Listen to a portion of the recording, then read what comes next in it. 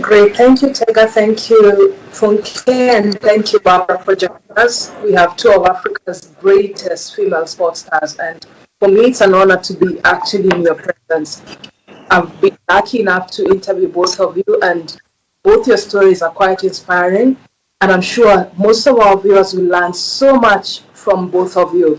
If you'll allow me to just make a short introduction of both of them, we have Funke Oshonaike. I don't know really how to introduce her because she is the most successful female table tennis player in Africa. That is an honor and just become the first African woman to secure a 7th appearance in an Olympic Games.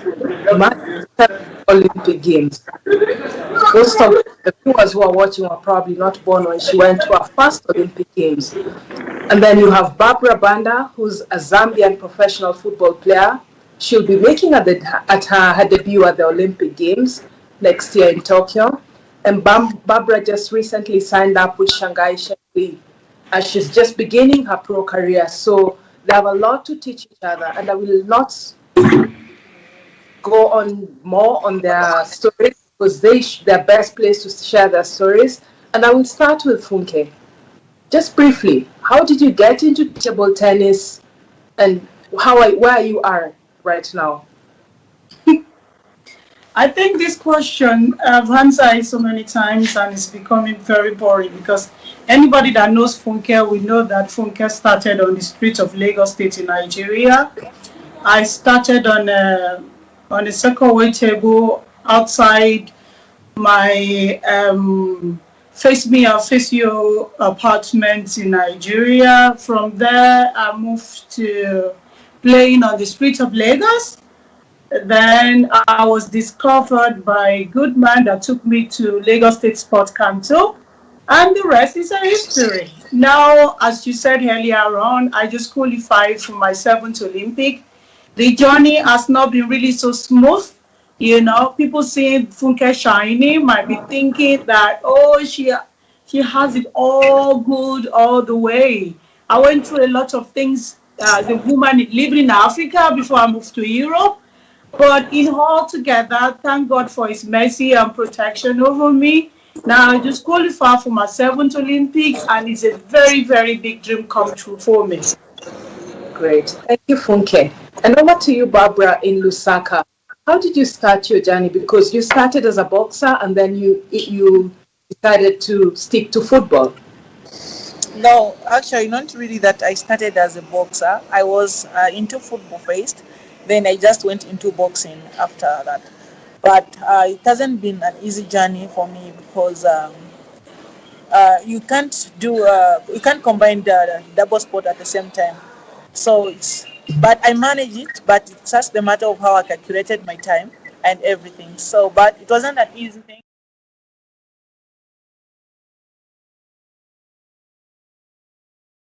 I went through on with Green Buffaloes. It's plays in the Premier League for Zambia in Lusaka. That's how I went my first pro in Europe. Then for EDF Logrono. Currently now I'm playing in China for Shanghai Shenhua. And just feel of how the last 3 months have been. We have this coronavirus that has disrupted all sports worldwide. How has it been, starting with you, Funke? How has it been for you? Are you back in action? And how difficult was this period for you? Oh, the period, Corona lockdown. It was not so difficult for me. Normally, I don't always have free time. I enjoyed every bit of it. I spend more time with my kids. Really, I rested a lot. I added some weight. I slept a lot. I cook fresh food for my kids every day. Believe me, honestly, I never missed anything. I think I needed the rest. But it's so funny, you know, and people might be thinking this woman is crazy. But to me, I like staying at home, you know, but I don't always have the time to stay at home. My children are not having enough of mommy. But talking about fitness, okay, in Germany, we were not 100% locked down like that. You can go outside for jogging, exercise at home. Though you can't, I couldn't go for training.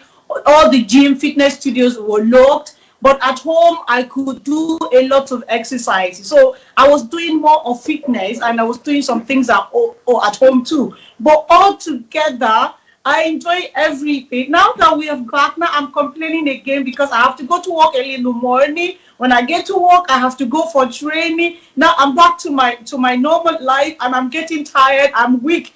I want to go back to my old self. I'm sleeping. I'm sleeping at home. Isn't it so funny? But it's okay. It's good to be back. But I'm praying for holiday for now. I'm getting tired. Okay, you're amazing. You're actually a true testament that you should always try to see the positives in the bad. And you know, your cup was half full, not half empty. For most people, it was half empty because they couldn't train, they were stuck in the house. Was it like that for you, Barbara? Yeah, actually, it has been the same since the lockdown. But as myself as a player, I've not took that much time to relax.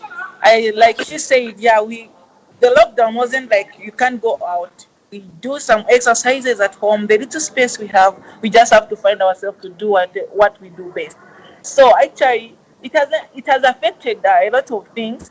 But actually, as a sport woman, you just have to be determined in whatever you are doing.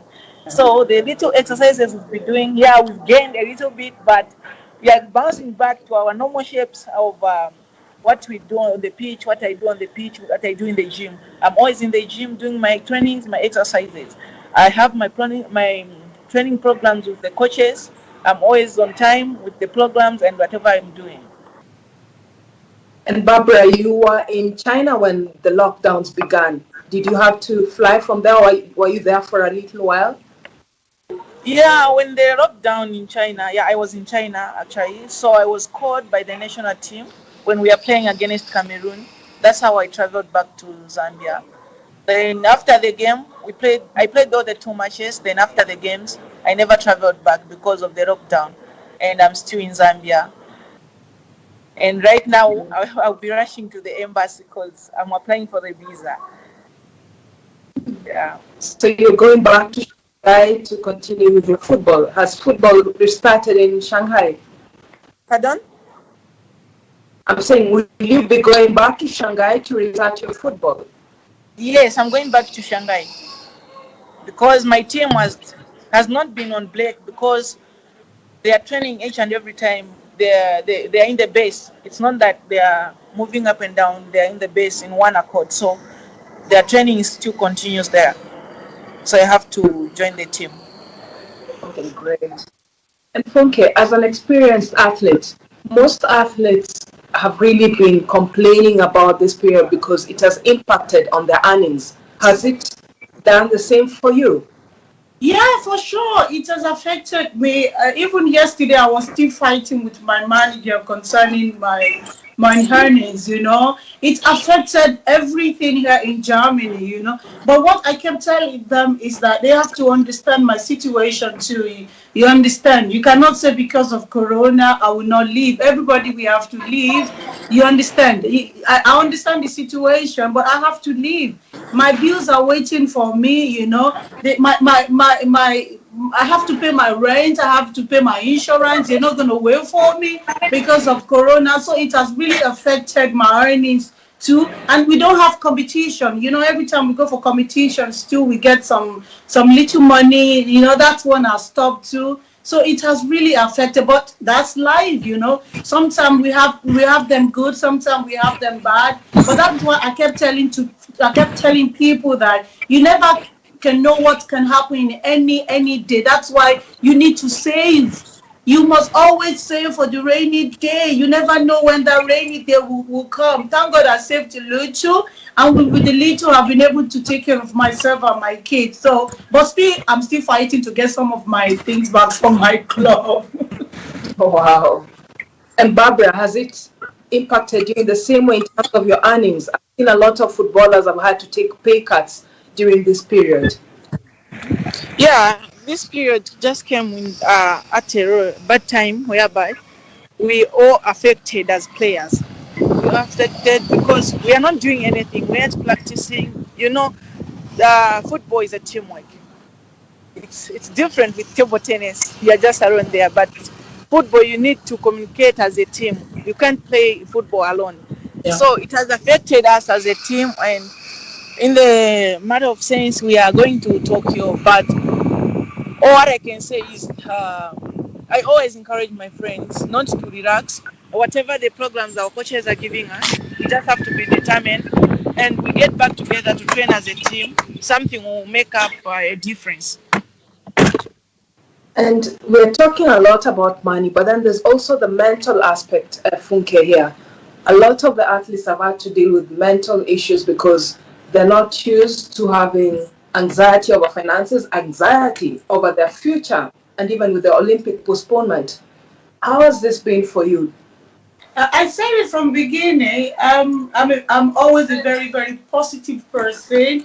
Maybe because of my age or my experience, I've gone through a lot of things in my life, So to me, when COVID-19 came, I was really, really disappointed that Olympic has been postponed, But in everything, I always take the good out of any bad situation, As long as I'm still alive, I still have my life, I know I can still achieve whatsoever I might have lost. So mentally, it never did affected me in any way, apart from the fact that I said, oh, I really dreamt of 2020. Everybody talked about 2020, a year of blessing, a year of this, a year of that.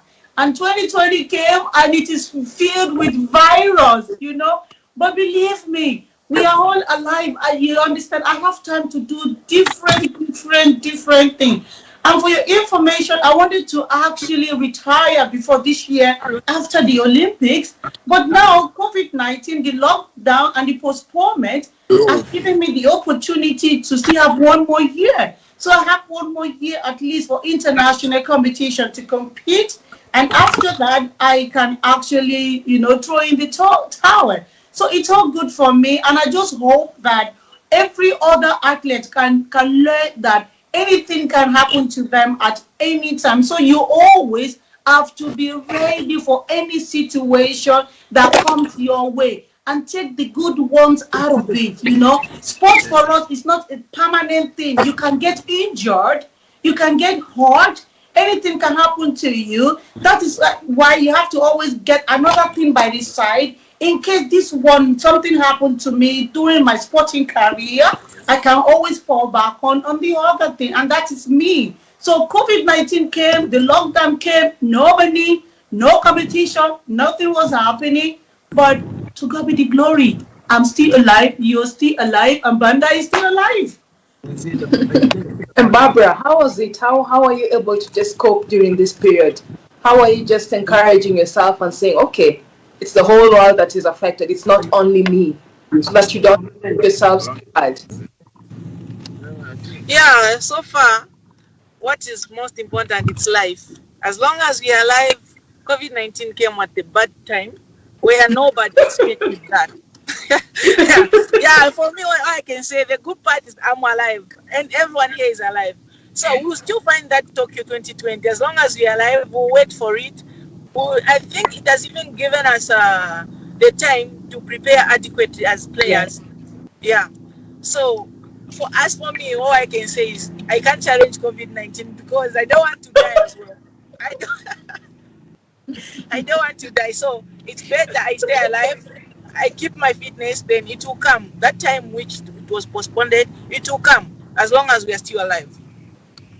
And were you disappointed with the Olympic postponement? Were you eager to be an Olympian? Yeah, not really. I was, because I was so excited. I wanted to go just here and then, but unfortunately, COVID-19 wouldn't allow us. So we just have to overcome it. And Funke, you've been to 6 Olympic Games. How was your first one? And how was the experience that probably Banda can draw from? Oh, the first one, Atlanta 96, I will never forget it because we don't have so many things that is happening nowadays like terrorists, I think it was just that we were all free. So it was so much fun, and I enjoy America because apart from sport, we were having so many other stars coming around to show us, so many musicians, so many Hollywood people, they were all coming around. So it was so much fun for me as a first timer. I really enjoyed every bit of it, though I didn't win any medal. It's not, everybody is not going to win medal. The most important is participation, because for you to qualify for Olympics, it takes a very, very, very hard work. So my first time at LIS was really, really fun. I had fun. It was really good. And Barbara, have you had any dreams or any thoughts about how the Olympics in Tokyo will be? And what would you expect to get from there? Yeah, I think for me, this is the dream come true, because being first time, I'll be going to the Olympics.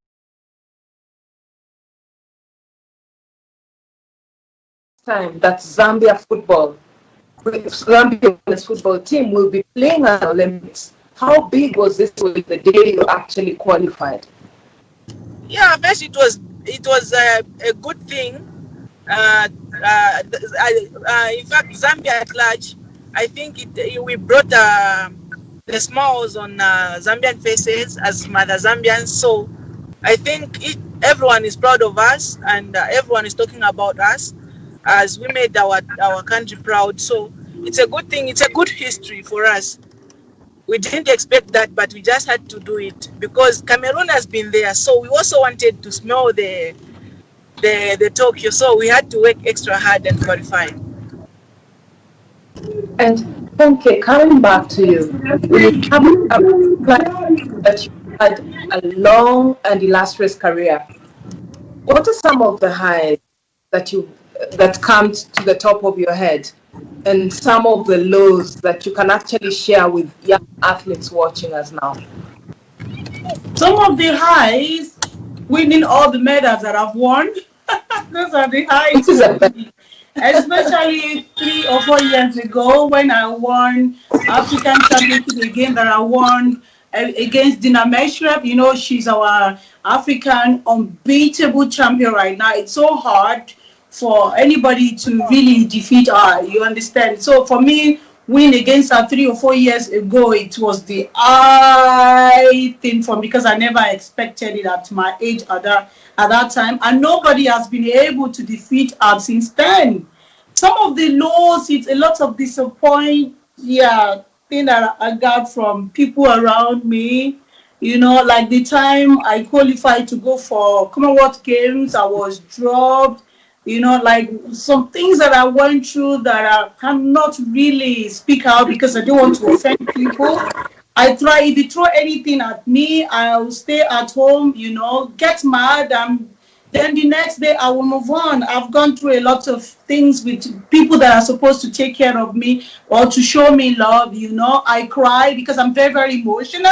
When I'm happy, everybody will see it. And when I'm sad, I try to lock myself inside and work on myself, But I never I never allowed every of my lows to actually stop me and be like, I don't want to play table tennis again. I don't like what is happening in Africa. Or I don't like what is happening in Nigeria. Things are this are that, I try to just concentrate on my dream. I try to be focused, and that is what I believe maybe might be lacking in the young ones of nowadays. Any little things like this, they're giving up, You don't need to give up because this life is unfair. A lot of things is going to happen to you. People are going to throw a lot of things at you. You understand? But you have to be determined. You have to be disciplined. You have to be focused. Just keep on going. We call it Gerardi House. You keep on looking at that thing you want to go and achieve. You understand? So with everything that happened to me in life, today, that's what makes me a very strong woman. That's why people are talking about me. That's why I'm still alive today. That's why I can still talk to anybody that might be going through anything. I've been there. I've done that. And I thank God for everything because I am still a happy woman today. I've achieved a lot in my life and glory be to God.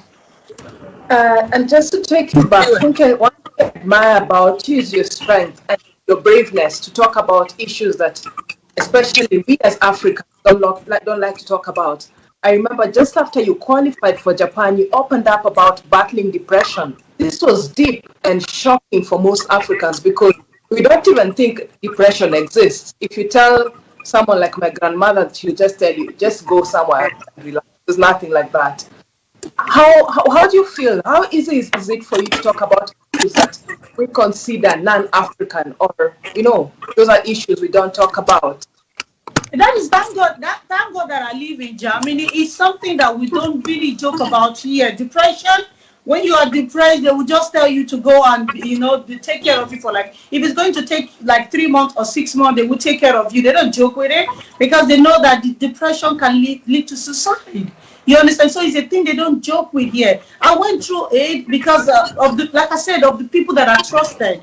I was really disappointed, you know. My status changed and I was not expecting it. You understand? To say the fact, I never wanted to be, let me just put it, I never wanted to be a single mother, you know, and it just changed, you understand? And I couldn't see myself. I was afraid. How was I going to handle things? I don't have a sister. I don't have a brother. I don't have any family here in Germany.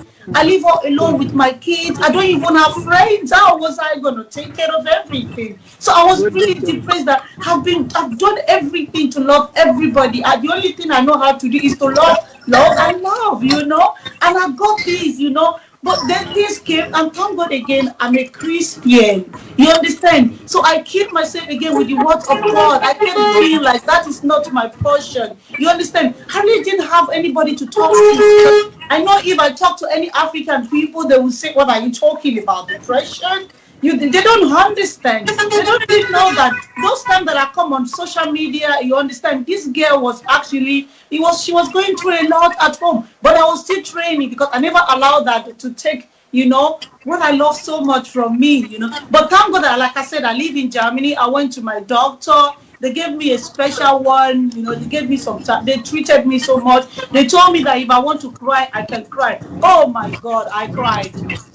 I've never cried. I cried. I cried almost every day. Any little things. I used to be so very, very emotional. Any little things like this, I would just be crying and crying. And when I see my children coming like this, I will wipe my eyes, you know, my tears away, you know. When they are gone again, I will cry and cry. Oh my God. Hey, depression is real. Please, people, you need to show love to people, because depression, it's very, very real, and it's a thing that you don't even understand. It's a thing that is inside of you. It has got nothing to do with money. Even with all your money, you will just feel this emptiness. You will just feel that something is wrong with you, but you don't know. You know, sometimes you'll just be tired of the world. And devil will continue playing on you to do some nonsense to yourself. But thank God, I survived with the help of my kids. Because every time I look at my kids, I'll just be like, Funke, you know what? You need to fight. You need to take care of them. And thank God for one of my best friends too in Nigeria.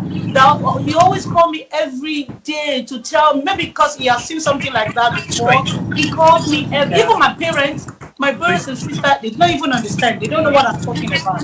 But to God be the glory, I'm still alive today to tell people that depression is real. It's not something we can joke about. It has got nothing to do with somebody that is rich or somebody that is famous. You know those rich people, they go through it more. Or famous people, or these superstars that you see out there, they go through a lot of things that people don't understand. Sometimes they only see or they believe that we're enjoying our lives, you know. All the bashing, all the talk that people are always talking against us, sometimes it affects us so much. That is why we are human beings and we need some love from our fans and our loved ones too. And going back to you, Barbara, you're only very young, but very successful. What has been the highest point of the career? What would you say this is the best moment? No, I'm not getting you. The network. It's breaking. Hello? Yeah, it's breaking. Hello? Hello. Hear me now? Yeah, I'm getting you now. Okay, I'm saying, and you're only 20-year-old, but very successful. You're one of the top African football professionals. How has been your career this far? What is your best moment in your club and national football? Starting from the nation, I think it's a good thing. Like playing for the national team, it's something which everyone wants to play for, but it takes someone to be disciplined and determination for you to play for the nation. You have to be active. It's not everyone who can. So, am I able to compete with these people? So, if you can't manage to compete with the players that you are found with, then you can't play for the nation, because they want someone who can represent the country. So it's a good thing. And the moment I played my professional football, my first professional football, it was so encouraging for me. At first I wasn't myself saying, okay, can I play professional football? But the courage that I think my parents gave me and the support, that's made me to become who I am, because each and every time they are there to encourage me in whatever I do. So I think the first profession I went in Europe, I got some experience, and it was an excitement moment whereby I was the first Zambian female footballer to play outside the country. So to me, it's an award plus for me, which nobody expected that, but it can only be God, and I thank God for that. And where was this? You know, we're assuming that most of us don't know your career. When was this, and how did you sign up with your first professional club? It's 2 years ago. That's when I signed my first professional football with EDF Rogrono. And how was your experience with this Spanish team? Yeah, I think to me it's a best league they have. It's a best league because according to the team that we are competing with, it's not those teams whereby you think, okay, here in Africa we don't have that competition. But when you go out there, it's high level competition. You won't be relaxed to say, okay, we are going to play this team, and you're just relaxed here and then. Each and every team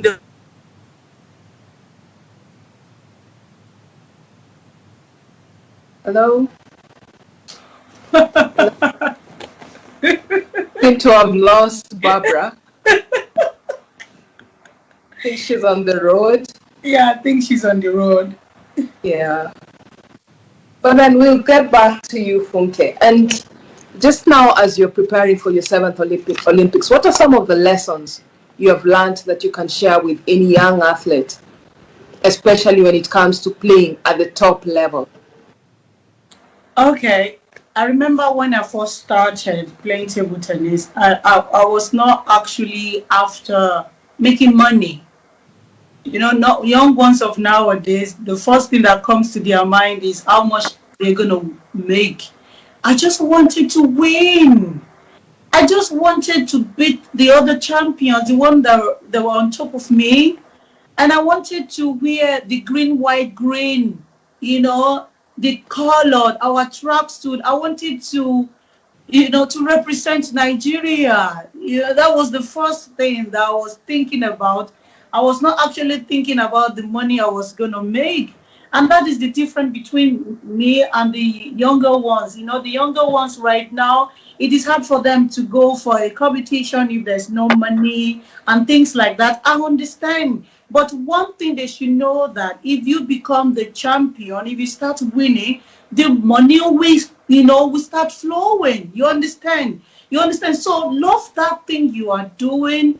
Be passionate about it, be dedicated, and be very, very disciplined. You know, without being disciplined, you cannot be a champion. And nowadays, I understand them. We have a lot of distraction. We have a lot of things around them, especially, I normally talk about the girl child, you know, especially the social media, especially like you want to look beautiful, especially when you start having boyfriend and things like that. And you start getting distracted. But please, let me tell you one thing. All those things will follow. Just be focused. Be focused. That is what I did, you know. I remember while growing up, I was having a lot of distraction here and there. Oh, I had a lot of distraction. But I love table tennis. And normally I tell them too, I didn't start from a rich background.